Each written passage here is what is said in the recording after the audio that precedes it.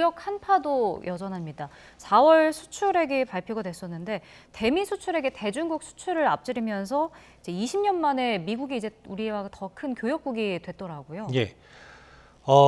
우리가 이제 중국이 개방되던 좀 많이 올라가면 이제 우리 외환위기 무렵부터 이제 중국 시장이 개방되는데 그때는 뭐 중국에 대한 수출 비중이 형편없었죠. 네.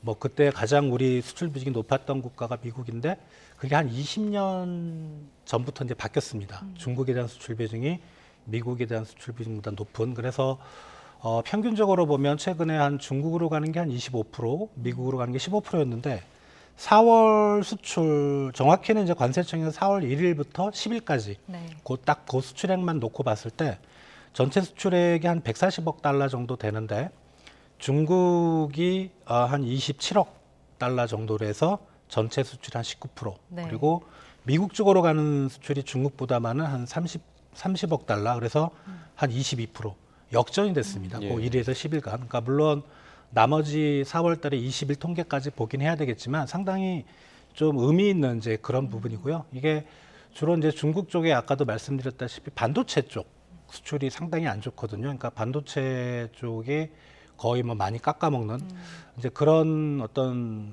품목의 집중으로 얘기를 할 수도 있지만 좀 이걸 확대 해석하면 중국에 대한 수출 비중이 높은 한국 경제가 만약 그 중국의 리오프닝이 벌써 한 3, 4개월 진행이 됐는데 그 효과가 안 나타나는 게 아닌가. 그러면 우리 수출이 생각보다 좀 침체가 길어지면서 아까 IMF에서 전망했듯이 한국 경제가 상당히 좀 저성장 국면으로 들어가는 게 아닌가 이런 우려를 키우고 있습니다. 그럼 반도체 업황이 좀 회복이 되면 이게 또 바뀔 수도 있는 부분인 건가요? 예, 그렇죠. 그러니까 지금 관건은 우리 수출, 뭐 대중국 수출이나 전체 수출을 봤을 때 관건은 반도체입니다. 그러니까 다른 쪽 수출은 뭐 자동차나 2차 전지, 조선이나 이런 쪽은 괜찮은 편이거든요. 근데 반도체 쪽이 우리나라 수출이 한 20%를 전체 수출이 20%를 차지하고 있기 때문에 특히 이제 물량은 생각보다 괜찮은데 이 단가가 너무 좀 떨어져 있어요. 단가만 회복이 되면 좀 괜찮을 것 같은데 그게 과연 언제쯤일까?